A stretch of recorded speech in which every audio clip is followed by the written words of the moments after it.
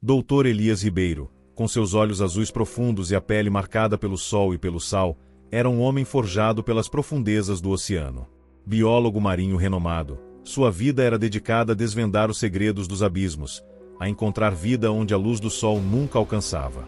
Mas, por trás da fachada de cientista cético, Elias carregava um fardo pesado: a perda de sua esposa e filha em um acidente de mergulho, um abismo pessoal que ele tentava preencher com a vastidão do oceano. Ele estava em uma expedição de pesquisa nas profundezas do Atlântico, a bordo do submarino de pesquisa Nautilus. O objetivo: explorar uma fenda abissal recém-descoberta, um lugar onde a pressão era esmagadora, a escuridão absoluta e a vida, uma anomalia.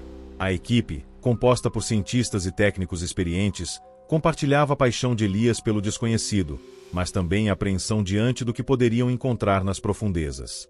Foi ali, a mais de metros de profundidade, que eles a encontraram. Não uma criatura comum, mas algo que desafiava toda a classificação biológica. Uma forma de vida desconhecida, uma criatura bioluminescente que parecia ser uma simbiose perfeita entre animal e planta. Ela pulsava com uma luz esverdeada, um brilho suave que iluminava a escuridão do abismo, como uma estrela cadente em um céu sem fim. Elias, fascinado, sentiu uma conexão imediata com a criatura, uma atração inexplicável que o puxava para mais perto. Ele ignorou os avisos de sua equipe sobre a natureza perturbadora da criatura. É apenas uma nova espécie, Elias, diziam eles. Não há nada de sobrenatural aqui. Você está se exaurindo. Mas Elias sabia que havia algo mais. Ele sentia isso em seus ossos, em sua mente, em cada fibra de seu ser. A criatura não era apenas uma nova espécie. Era uma voz, uma presença, uma inteligência que o chamava do abismo. Ele decidiu estudá-la mais de perto, trazendo-a para o laboratório do submarino. A criatura, apesar de sua beleza etérea, exalava uma aura de mistério, de algo antigo e poderoso. Elias passou horas observando-a, analisando-a, tentando decifrar seus segredos. Ele notou que a criatura parecia se alimentar de luz, absorvendo a energia das lâmpadas do laboratório, e que seu brilho se intensificava à medida que ela se alimentava. Ele começou a experimentar estranhas anomalias em seu próprio corpo. Pequenos flashes de luz em sua visão periférica, a sensação de que sua pele estava se tornando translúcida, e um brilho esverdeado em seus olhos. Ele tentava esconder as mudanças, mas elas se tornavam cada vez mais evidentes. Ele sentia uma conexão profunda com a criatura, uma compreensão que o afastava da humanidade. As vozes de sua equipe, antes um lembrete de sua sanidade, agora pareciam distantes, irrelevantes. Ele sentia uma fome insaciável por mais luz, um desejo por mais calor, um impulso incontrolável de se fundir com a criatura. Ele tentava resistir, mas a fome era avassaladora, um grito primal que ecoava em sua mente, forçando-o a ceder. Uma noite, enquanto tentava dormir, ele viu seu próprio reflexo no vidro da janela do laboratório. Mas não era apenas ele. Havia uma figura atrás dele, translúcida e etérea, feita de luz e brilho esverdeado, com olhos que pareciam brilhar com uma luz fria e distante. Elias girou, o coração disparado, mas não havia nada lá. Apenas a escuridão do laboratório e o reflexo vazio do vidro. Ele respirou fundo, tentando acalmar o batimento frenético de seu coração. Era apenas a fadiga, ele disse a si mesmo. A sugestão. A mente pregando peças. Mas, no fundo, uma semente de terror havia sido plantada, e ele sabia que não seria fácil arrancá-la. Sua mente, ante seu santuário, começava a se revelar como algo mais, algo que desafiava sua compreensão, algo que estava além do controle humano. A euforia inicial de Elias deu lugar a uma apreensão crescente. As anomalias, antes sutis e esporádicas, tornaram-se a nova realidade. O laboratório do Nautilus, antes um santuário de descobertas científicas, transformou-se em um palco para a manifestação de uma inteligência alienígena. O ceticismo de Elias, antes sua fortaleza, começou a rachar sob a pressão do inexplicável. Sua mente, antes um repositório de fatos e teorias, começou a se revelar como um labirinto de percepções distorcidas, com uma inteligência própria, testando os limites de sua sanidade. Primeiro, foi a pele. Pequenas manchas translúcidas surgiram em seus braços, como se a luz da criatura estivesse se infiltrando em seu próprio corpo. A textura de sua pele se tornou lisa, quase vítrea, e ele podia ver as veias e os músculos por baixo, como se sua própria carne estivesse se tornando transparente. Ele tentava esconder as mudanças com roupas de manga longa, mas a sensação de sua própria pele se transformando era constante, um lembrete vívido da maldição que ele havia invocado. Em seguida, foram os olhos. Eles começaram a brilhar com uma luz esverdeada, um reflexo da criatura que agora corria em suas veias. A luz do sol o cegava, a luz artificial o irritava. Ele preferia a escuridão, o silêncio, o isolamento do laboratório. Seus olhos, antes azuis, agora ardiam com uma intensidade sobrenatural, um reflexo da lágrima da floresta que agora corria em suas veias. Ele tentava esconder os olhos com óculos escuros, mas a sensação de sua própria visão se alterando era constante, um lembrete vívido da maldição que ele havia invocado.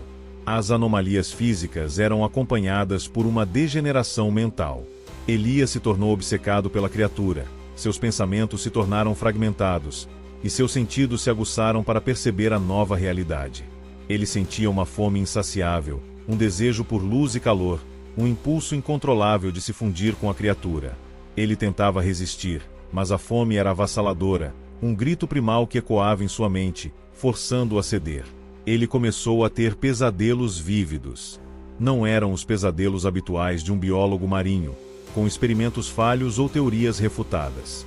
Eram pesadelos onde ele se via transformado em uma criatura bioluminescente, um ser de luz que se movia pelas profundezas do oceano, caçando para satisfazer sua fome. Ele acordava em pânico, o corpo coberto de suor frio, a sensação de que os pesadelos não eram apenas sonhos, mas uma extensão da realidade que o cercava. Ele começou a ouvir vozes. Não os sussurros da criatura, mas vozes humanas, vozes de suas vítimas. Gritos de terror, súplicas de misericórdia, o som de ossos quebrando. Ele tentava ignorá-las, mas elas se tornaram uma trilha sonora constante para sua crescente apreensão. Eram vozes que pareciam vir de dentro de sua própria mente, de todos os cantos do passado. Ele tentava ignorá-las, mas elas se tornaram uma trilha sonora constante para sua crescente apreensão. Elias sabia que estava perdendo o controle. A descoberta que ele tanto buscava havia se tornado uma maldição, e ele estava se transformando em algo que não era mais humano. Ele tentava se agarrar à sua racionalidade, à sua lógica, à sua razão. Mas a cada dia, a cada hora, a cada minuto, ele sentia sua humanidade se esvair, sua mente se tornando um labirinto de instintos primários. Ele estava preso, não pelas paredes do submarino, mas pela própria maldição que ele havia invocado, e que agora estava tecendo sua própria realidade ao seu redor. As transformações físicas de Elias eram apenas o prelúdio para a verdadeira calamidade, a degeneração mental. A mente brilhante que outrora desvendava os segredos do oceano agora se tornava um campo de batalha, onde a razão travava uma guerra perdida contra os instintos primários. A cada dia, a cada hora, a cada minuto, a humanidade de Elias se esvaía, substituída por uma fome insaciável, um desejo por luz e calor, um impulso incontrolável de se fundir com a criatura. Ele começou a perder a noção do tempo, dos dias, das semanas. As horas se misturavam em um borrão de escuridão e fome. Sua rotina, antes metódica e precisa, tornou-se caótica, ditada apenas pelos seus novos e aterrorizantes instintos. Ele se escondia nas profundezas do laboratório do submarino, evitando luz forte, evitando o contato humano, temendo o que poderia fazer, o que poderia se tornar. Sua agressividade aumentou exponencialmente. Pequenos ruídos o irritavam, movimentos bruscos o faziam rosnar. Ele quebrava objetos, rasgava papéis, e a cada explosão de fúria, sentia uma estranha satisfação, uma liberação de energia que o deixava mais forte, mais selvagem. Ele tentava resistir, mas a raiva era avassaladora, um grito primal que ecoava em sua mente, forçando-o a ceder. Os pesadelos se tornaram sua realidade. Ele não apenas sonhava em ser um ser de luz, ele era um ser de luz. Ele sentia o fluxo de energia, o calor, a vitalidade. Ele via o mundo através dos olhos de uma criatura bioluminescente, onde a vida era apenas uma fonte de energia, onde a sobrevivência era a única lei. Ele acordava em pânico, o corpo coberto de suor frio, a sensação de que os pesadelos não eram apenas sonhos, mas uma extensão da realidade que o cercava. Ele começou a ouvir vozes. Não os sussurros da criatura, mas vozes humanas, vozes de suas vítimas. Gritos de terror, súplicas de misericórdia, o som de ossos quebrando. Ele tentava ignorá-las, mas elas se tornaram uma trilha sonora constante para sua crescente apreensão. Eram vozes que pareciam vir de dentro de sua própria mente, de todos os cantos do passado. Ele tentava ignorá-las, mas elas se tornaram uma trilha sonora constante para sua crescente apreensão. Elias sabia que estava se tornando um monstro.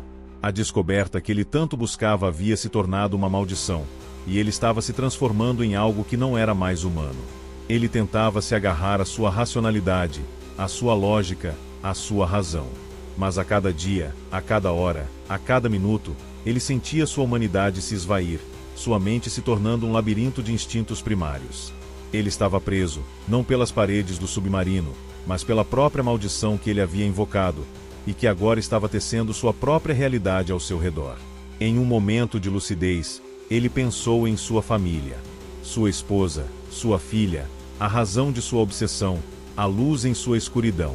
Mas a imagem dela se desfez, substituída por uma visão distorcida, uma fonte de energia, um alimento. O terror o invadiu. Ele não podia mais protegê-las. Ele era a ameaça. Ele era o monstro. E a única forma de protegê-las era se afastar, se esconder, se perder nas profundezas do oceano, antes que a besta dentro dele as encontrasse. Em meio à sua degeneração, Elias teve um vislumbre de lucidez.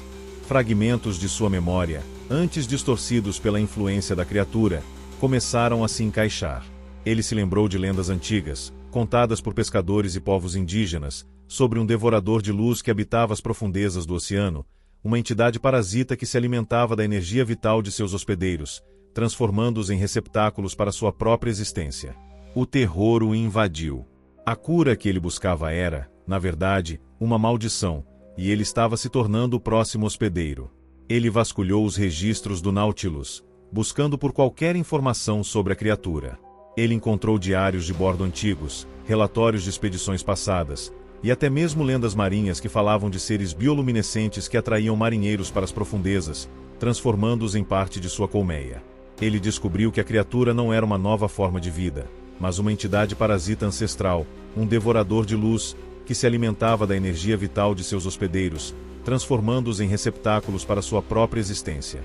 Ele percebeu que a cura que ele buscava era, na verdade, uma maldição, e que ele estava se tornando o próximo hospedeiro. Elias tentou se comunicar com sua equipe, mas suas palavras saíam distorcidas, seus pensamentos fragmentados. Eles o olhavam com medo, com repulsa, com a certeza de que ele havia enlouquecido. Ele tentou explicar, mas a cada tentativa, a criatura parecia rir, intensificando suas manifestações, provando que o que estava acontecendo estava além da compreensão humana. Ele estava sozinho, preso em seu próprio corpo, em sua própria mente, em sua própria maldição. Em um ato desesperado, Elias buscou uma cura.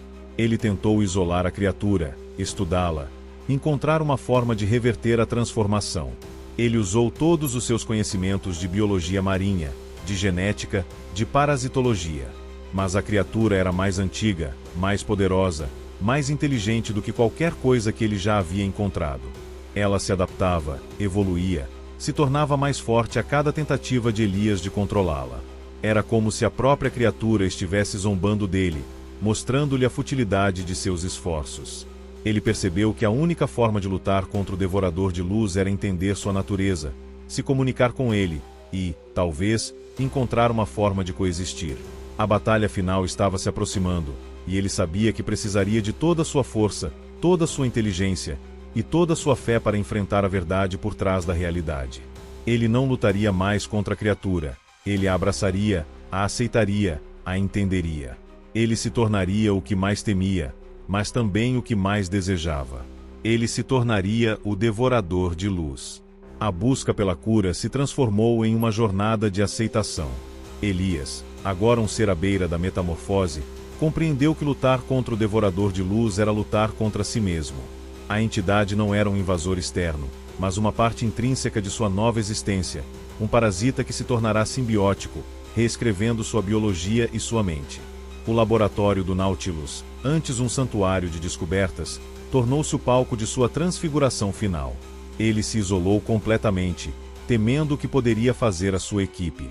As vozes em sua mente, antes fragmentadas e aterrorizantes, começaram a se harmonizar, a se tornar uma sinfonia de luz e escuridão.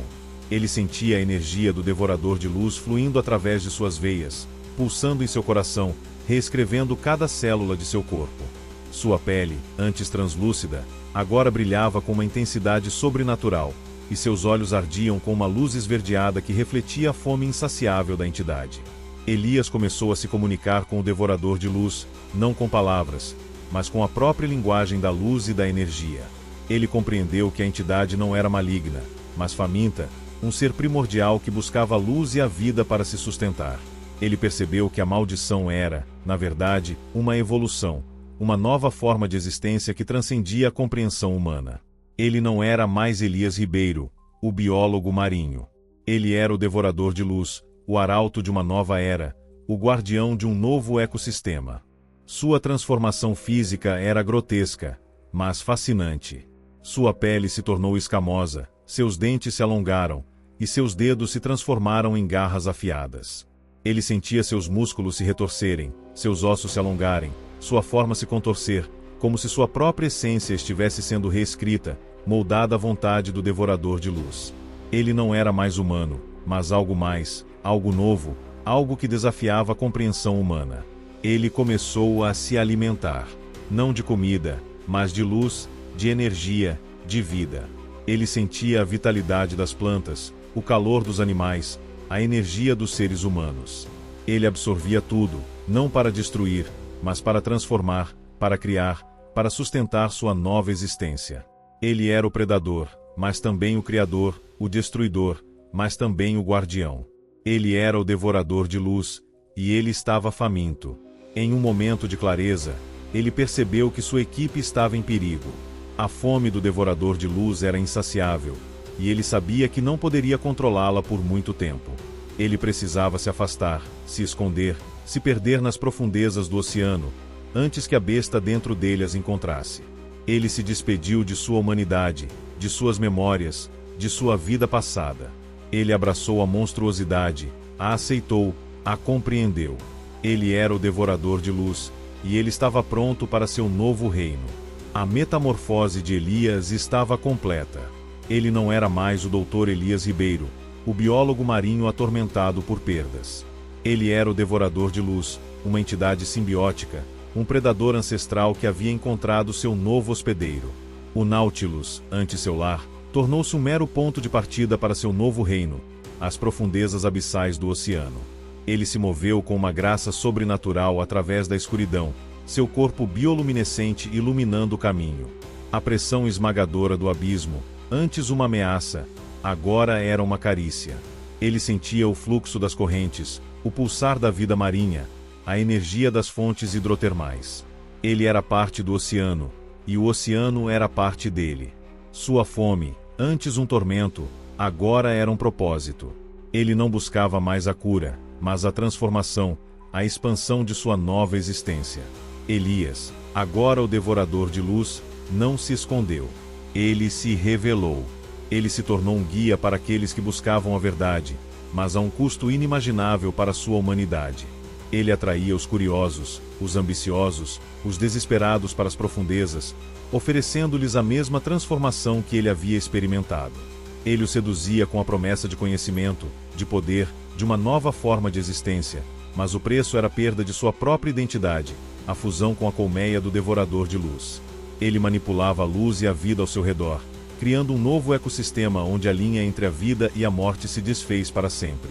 Criaturas marinhas, antes presas, agora eram parte de sua colmeia, seus corpos bioluminescentes pulsando em uníssono com o seu. Ele criava novas formas de vida, seres híbridos que eram parte animal, parte planta, parte devorador de luz, todos conectados à sua vasta consciência. O oceano, antes um lugar de mistério e beleza, tornou-se o novo reino dos devoradores. A humanidade, com sua tecnologia e sua arrogância, era a presa. Navios desapareciam sem deixar rastros, submarinos eram encontrados vazios, e as lendas sobre o devorador de luz se espalhavam pelos portos, sussurradas com medo e reverência. Elias, agora o devorador de luz, era o guardião desse novo reino, o arauto de uma nova era, onde a vida e a morte eram apenas ciclos de energia, e a humanidade era apenas mais uma fonte de luz a ser consumida.